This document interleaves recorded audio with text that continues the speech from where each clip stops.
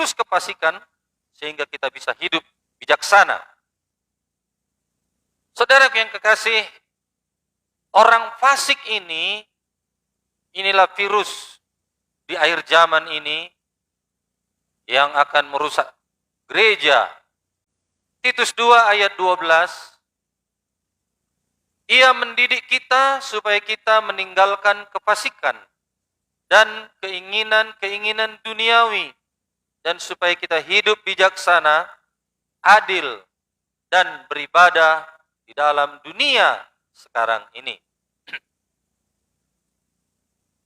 Tuhan menganjurkan kita, memerintahkan kita, bahkan Dia mendidik kita, mengajari kita, memberitahukan kepada kita supaya kita jangan menjadi orang fasik. Kefasikan ataupun orang fasik ini tahu tentang Tuhan, cerita tentang Tuhan, beribadah kepada Tuhan, tapi tidak melakukan apa yang dikatakan firman. Hanya sekedar tahu dan tidak mempraktekkan firman Tuhan. Saudara yang kasih, Alkitab seringkali memakai kata fasik. Orang fasik, orang fasik, orang fasik. Kefasikan, sering kali kita baca di dalam Alkitab ini. Jadi saudara yang kekasih, ya, orang fasik adalah orang yang tidak percaya Tuhan atau mengaku percaya Tuhan, tapi tidak melakukan apa yang difirmankan. Ya, itulah dia, orang fasik. Mazmur 50 ayat 16 sampai dengan 23. Apa kata Tuhan tentang orang fasik? Mari kita baca dulu, kita buka Alkitab kita. Akan lebih terang, lebih jelas kalau kita baca ayatnya. Mazmur 50 ayat 16 sampai dengan ayat yang ke-23. Saya bacakan, saudara renungkan dan hayati dengan sungguh-sungguh. Amin.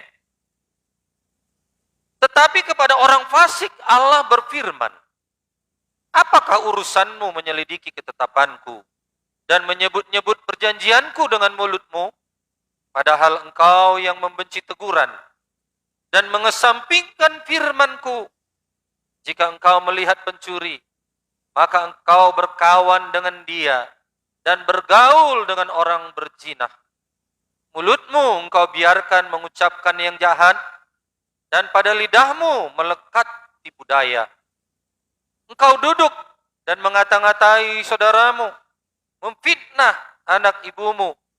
Itulah yang engkau lakukan. Tetapi aku berdiam diri. Engkau menyangka bahwa aku ini sederajat dengan engkau. Aku akan menghukum engkau dan membawa perkara ini ke hadapanmu. Perhatikanlah ini, hai kamu yang melupakan Allah, supaya jangan aku menerkam dan tidak ada yang melepas. Ayat 1 ini jelas di sana Tuhan sedang mengadili umatnya. Mereka memang beribadah dikatakan dan mempersembahkan korban.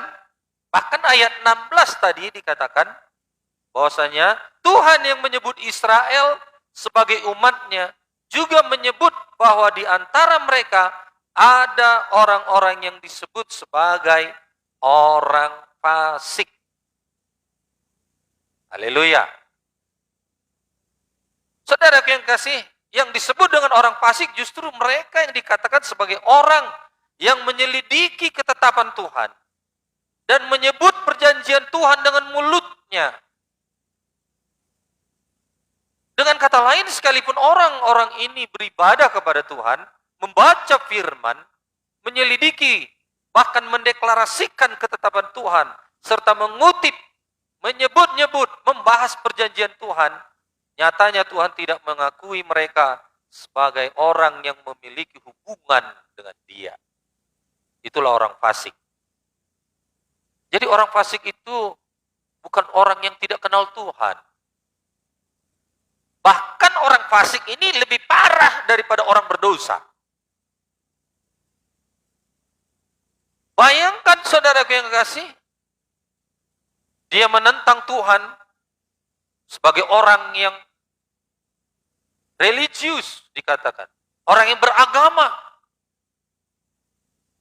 Berarti itu lebih jahat daripada orang berdosa. Haleluya. Kami rindu semuanya kita bertumbuh. Amin. Amin. Sedikit demi sedikit, gak masalah. Tapi kita harus bertumbuh. Dan kalau sudah bertumbuh, jangan sampai kita menjadi fasik. Kenapa? Tidak melakukan apa yang dikatakan firman. Haleluya saudaraku. Ini sejalan dengan Matius 7 ayat 21. Bukan setiap orang yang berseru kepadaku, Tuhan, Tuhan, akan masuk ke dalam kerajaan sorga. Melainkan dia yang melakukan kehendak Bapakku yang di sorga. Apa saudaraku? Yang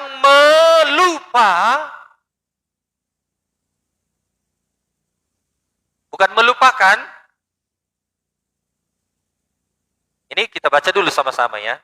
Matius 7 ayat 21. Sama-sama. 2, 3, ya. Bukan setiap orang yang berseru kepadaku, Tuhan, Tuhan, akan masuk dalam kerajaan sorga. Melainkan dia yang melakukan kehendak Bapakku yang di sorga. Berarti orang yang masuk sorga, orang yang melakukan kehendak Tuhan. Amin. Ini dalam pengertiannya, bagi kita yang sudah lahir baru, bagi kita yang sudah kenal Tuhan, saudaraku, ini sangat dalam. Mengapa? Kita harus berhati-hati, jangan kita orang beribadah, tapi tidak melakukan kehendak Tuhan. Amin. Haleluya. Tuhan menyebut mereka demikian, bahwa sekalipun mereka senang menyebut-nyebut hukum Tuhan dan berbagai hal berbau rohani lainnya, namun keseharian mereka rupanya jauh dari kehidupan orang yang mengenal Tuhan.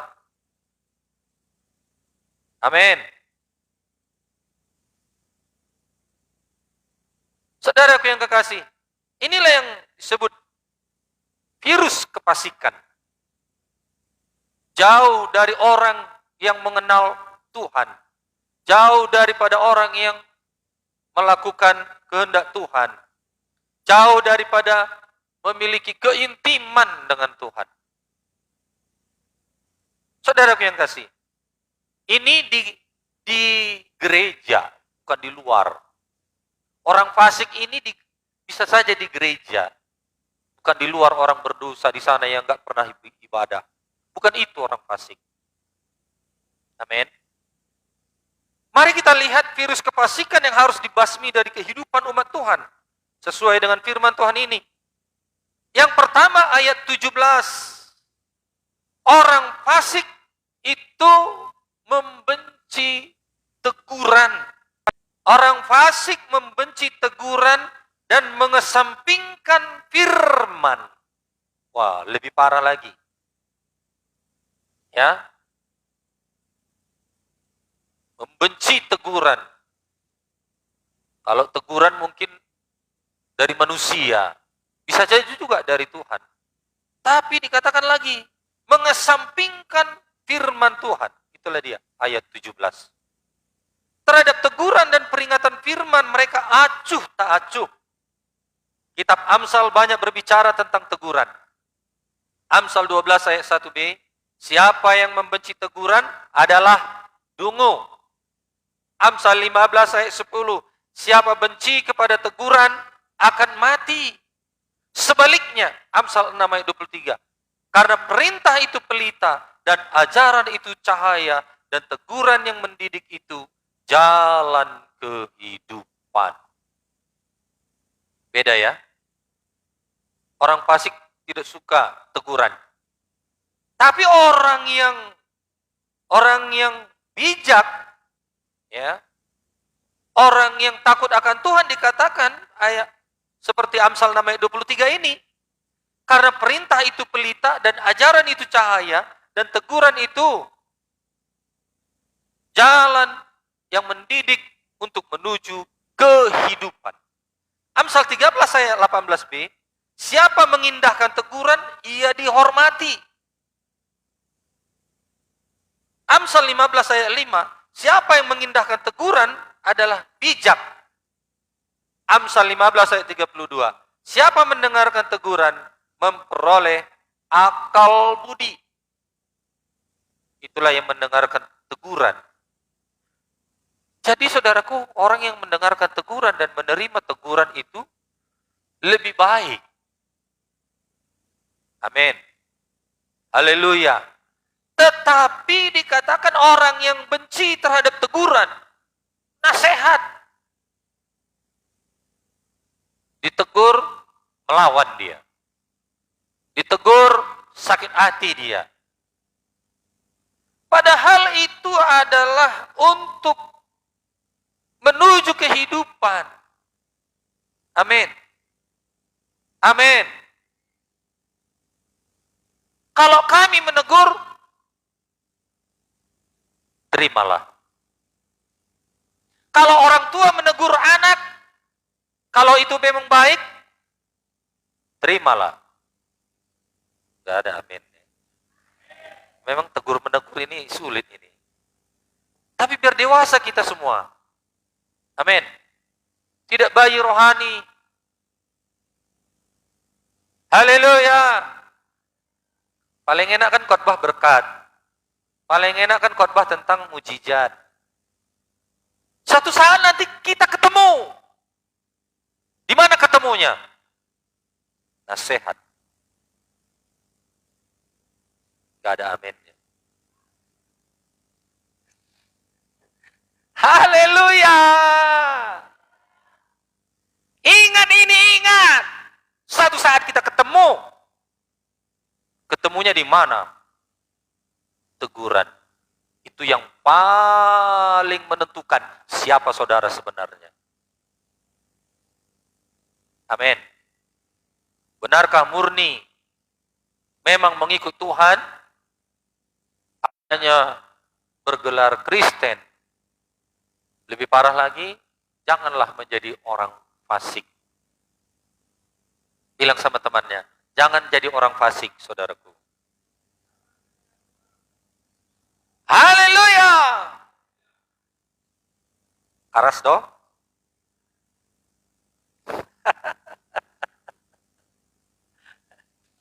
Makanan keras untuk orang dewasa.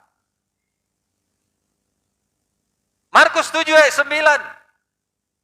Sungguh pandai kamu mengesampingkan perintah Allah, supaya kamu dapat memelihara adat istiadatmu, supaya kamu dapat memelihara kebiasaan berdosamu. Tuhan menentang orang fasik, karena mereka lebih penting adat istiadatnya daripada Tuhan. Haleluya. Perkara yang kedua, orang fasik itu pergaulan yang buruk. Ayat 18. Pergaulannya buruk. Dia sudah kenal Tuhan, tapi pergaulannya kepada orang berdosa. Maka orang berdosa mempengaruhi kehidupannya kembali. Bolehkah kita berteman kepada orang berdosa? Boleh. Maksudnya ini pergaulan yang buruk ini adalah tidak bisa dan tidak mampu lagi dia berkata tentang Tuhan kepada orang itu. Gak mampu lagi berkata, bertobat kepada orang itu. Saudara yang kasih. Gak mampu lagi. Meskipun tampaknya beribadah, mereka berkompromi dengan dosa dan berhubungan dekat dengan orang-orang jahat dan korup, pencuri, penjina. Dengan tegas pemazmur menasehati agar orang percaya jangan hidup sembrono. Amin. Kita berkawan kepada orang berdosa supaya dia selamat. Tidak ada yang lain. Kalaupun kita cerita tentang hobi, sebentar aja sebagai pembukaan.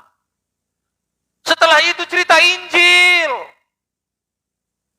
Kalaupun kita cerita tentang sinetron, ataupun apa yang sedang viral, itu hanya introduction, permulaan untuk bisa kita memasuki kehidupannya, untuk bisa berkata-kata, mungkin Marta Rombo, amin, amin.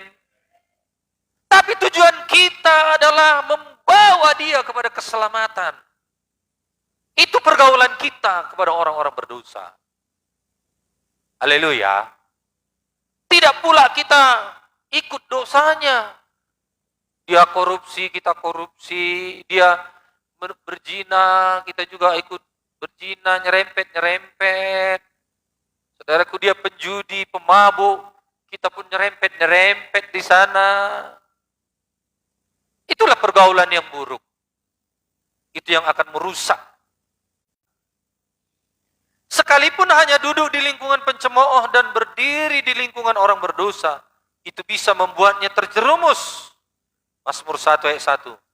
Maka kita dinasihati merusak kebiasaan yang baik. Amin. Amin. Haleluya. Jadi poin yang kedua ini, orang fasik itu tidak menjaga pergaulannya, malah pergaulannya itu adalah pergaulan yang buruk. Yang ketiga, seperti apa orang fasik itu? Memperkatakan yang jahat, mengata-ngatai saudaranya, dan memfitnah. Ayat 19 sampai dengan ayat yang ke-20. Ini dia. Mulut orang fasik mencurahkan, mengeluarkan hal-hal yang jahat. Sudahkah dia kenal Tuhan? Sudahkah dia tahu cerita tentang Tuhan? Sudahkah dia orang beragama? Sudahkah dia orang yang beribadah? Boleh jadi, semuanya itu sudah. Tapi tidak mencerminkan, saudaraku yang kekasih, Kristus tidak melakukan firman di dalam dirinya. Haleluya. Dalam ayat ini jelas dikatakan kemarahan yang berlarut-larut, kemarahan yang tidak mau berdamai, kemarahan, saudaraku yang kekasih, ini sangat merusak hidup. Jangan katakan asa ibu tohoi siau, gak perlu. Haleluya. Aku marah aku. Aku nggak datang nanti ibadah. Nggak perlu itu. Nggak ada untungnya. Amin. Amin. Anak-anak muda, pemuda-pemudi, ini yang sering melawan orang tua. Aku nggak ibadah aku. Aku mau main. Kenapa aku dilarang? Aku mau di rumah aja. Saudaraku yang kasih. Gak ada gunanya. Haleluya. Kalau kita marah, lalu Roh Kudus bilang, udah marah kau, gak boleh gitu. Bertobat, mengampuni, cepat. Mari kita melakukan firman Tuhan. Melakukan apa yang dikatakan oleh anak Tuhan. Tapi kalau orang yang fasik, gak begitu. Apalagi bisa dikatakan ekonominya tinggi, tidak bisa ditegur. Dia akan berkata dalam hatinya, aku tidak akan ibadah. Aku mau ke gereja lain. Jangan, gak ada gunanya. Amin. Amin. Haleluya! Sebagai umat Tuhan, kita diminta untuk lebih sabar dan menghasilkan buah roh. Berdoalah agar kita tetap kuat melakukan kehendak Tuhan di dalam hidup kita sehingga tidak menjadi orang fasik. Haleluya. Saudara dipercayakan kepada kami, semua itu teguran. Mungkin dosa saudara akan kami tegur. Kesalahan saudara akan kami tegur. Jangan jadi orang fasik. Amin. Jadilah anak Tuhan yang lembut hatinya dan mau masuk surga. Haleluya. Haleluya. Inilah yang terburuk dari semuanya, yaitu mereka menganggap Tuhan sederajat dengan mereka. Sudah seperti Lucifer. Itu menunjukkan sikap tidak takut kepada Tuhan dan memandang bahwa Tuhan dapat mereka perlakukan untuk selalu memenuhi apapun yang mereka minta dan perintahkan atas nama Tuhan. Haleluya. Haleluya. Ini yang paling poin yang keempat ini. Fasik itu sombong, lebih sombong daripada orang berdosa. Lebih sombong dari orang yang belum mengenal Tuhan. Di luaran sana, lebih sombong dari preman, tapi tidak melakukan firman. Tidak melakukan kehendak Tuhan. Saudaraku yang kasih, itu hanya untuk menunjukkan kesombongan atau tinggi hati. Saudaraku yang kekasih, pada dasarnya orang fasik adalah orang yang congkak. Ia melakukan segala sesuatu sesuai dengan dorongan hatinya, tanpa berpikir tentang apa yang menjadi kehendak Tuhan, apa yang memuliakan Tuhan. Ia bukan ateis. Memang bukan ateis. Kan, tahukah dia cerita tentang Tuhan? Tahu. Tahu. Bukan ateis ini orang fasik. Sehatnya aku masih. Bisnisku lancarnya. Saudaraku yang kasih, gak nyaku kesetrum, gak nyaku kecelakaan, gak nyaku disambar petir. Begitulah dia, orang fasik. Lalu berjalan terus dalam kesombongannya. Yesaya 58 ayat 1-2. Beritahukanlah kepada umatku pelanggaran mereka dan berikan mereka. Tuhan tidak mengindahkan semua yang mereka banggakan. Tuhan tidak mengindahkan apa yang mereka banggakan dan tunjukkan sebagai perbuatan-perbuatan yang tampaknya rohani. Yesaya 58 ayat 3. Mengapa kamu berpuasa dan engkau tidak memperhatikannya juga? Amin. Amin. Secara lahiriah mereka tampak seperti orang yang rohani. Dengan sering menyebut-nyebut nama Tuhan. Berdoa bahkan berpuasa. Apakah yang meragukan mereka? Tapi Tuhan tahu prioritas hidup mereka.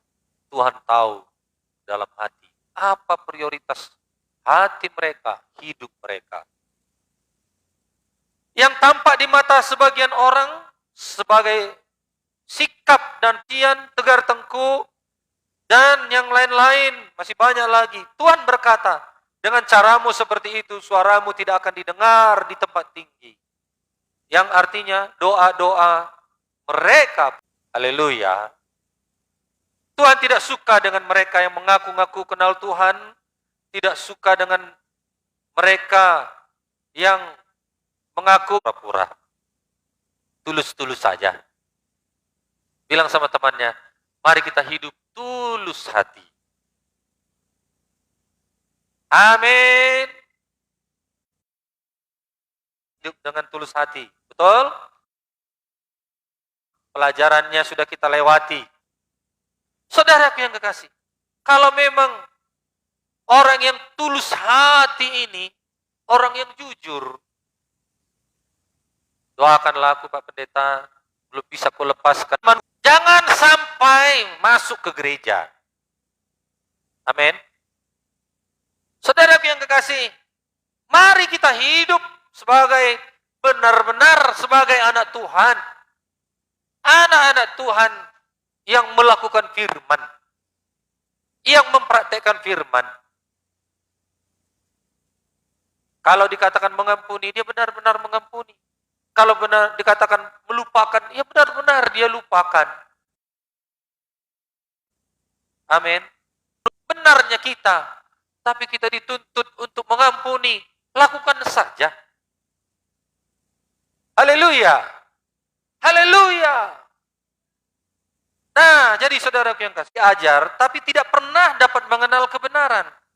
Menyimak ulasan-ulasan, berita-berita, ya, belajar dari YouTube, sehingga dia tahu sedikit, lalu menjadi sombong. Nah, mari kita keluar dari keadaan ini. Satu orang aja yang bilang haleluya.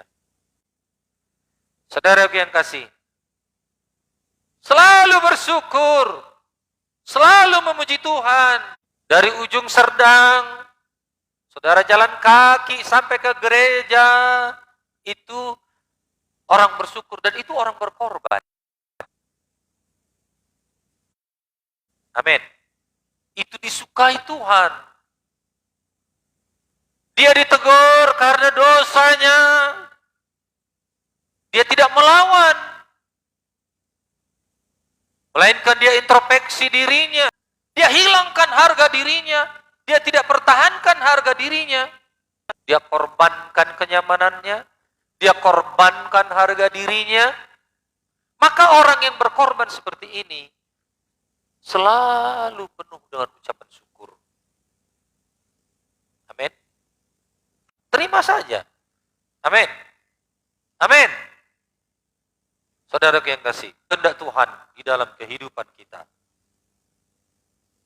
Nah, saudaraku, dari sini kita seharusnya menjadi paham bahwa Tuhan yang kita sembah menyukai ketulusan. Kami pernah nasihati seorang ibu karena dia kompromi dengan kegelapan. Kami katakan, masih lakukan maka kutuk itu akan terus kepada anak cucumu. Maka dia dengar. Bisa artinya disayat-sayat itu. Gak enak itu menerima nasihat yang keras itu. Ini kan hakku. Kenapa rupanya kalau kulakukan? Kan bisa saja dia begitu. Betul ya? Tapi dia mau mendengar. Kami lihat jawaban doa yang luar biasa. Yang tidak korban luar biasa, betapa sakitnya dia kami nasihati. Amin. Amin. Itulah orang berkorban. Kenapa korban? Gak enak ini ditegur. Amin. Gak enak ditegur. Itu dia sudah berkorban. Sudah. Bisakah saudara menerima firman Tuhan ini? Atau kita cerita berkat aja lah? Cerita kesembuhan. Ya kan? Siapa yang sakit? Mari maju ke depan. Angkat tangan. Angkat kaki. Terima kesembuhan. Mengajarkan salib sekarang ini. Amin. Supaya kita bertumbuh dewasa dan tidak ada apapun yang bisa memisahkan kita dari kasih Kristus. Teguran. Adakah kita masih tidak suka akan teguran? Padahal teguran itu membawa kita kepada keselamatan. Firman Tuhan tadi mengatakan. Saudaraku yang kasih, adakah kita masih seperti orang fasik, bergaul dengan orang fasik, atau bersetuju dengan dosanya?